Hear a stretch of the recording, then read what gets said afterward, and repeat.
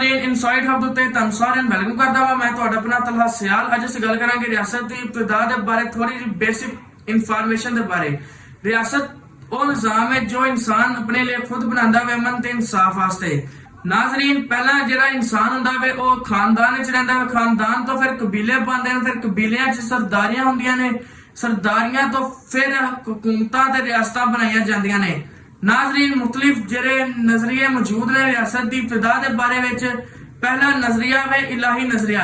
यह नजरिया कहता वे कि जो रियासत वे वो खुदा की तरफों होंदी है, खुदा की तरफों ही मिलती है।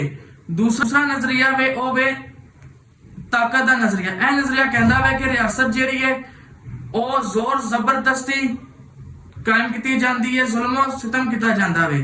तीसरा नजरिया जो होंदा वे मुआहदे का नजरिया। ਇਹਦੇ ਵਿੱਚ ਕੀ ਹੁੰਦਾ ਵੇ ਕਿ ਲੋਕ ਜਿਹੜੇ ਨੇ ਅਮਨ ਕਾਇਮ ਕਰਦੇ ਨੇ, ਆਪਸ ਵਿੱਚ ਮਿਲ ਬੈਠ ਕੇ ਬੈਠਦੇ ਨੇ, ਮੁਆਹਦੇ ਹੁੰਦੇ ਨੇ ਤੇ ਹਕੂਮਤਾਂ ਬਣਾ ਲੈਂਦੇ ਨੇ। ਚੌਥਾ ਨਜ਼ਰੀਆ ਵੇ ਉਹ ਵੇ ਇਰਤਕਾਈ ਦਾ ਨਜ਼ਰੀਆ।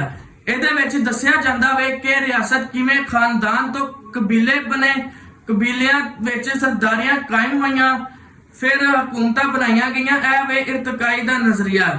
ਨਾਜ਼ਰੀਨ ਉਮੀਦ ਹੈ ਕਿ ਤੁਹਾਨੂੰ ਰਿਆਸਤ ਦੇ ਇਬਤਦਾ ਦੇ ਬਾਰੇ ਥੋੜੀ ਬੇਸਿਕ ਇਨਫੋਰਮੇਸ਼ਨ ਦੀ ਅੱਜ ਦੀ ਵੀਡੀਓ ਅੱਛੀ ਲੱਗੀ ਹੋਵੇਗੀ।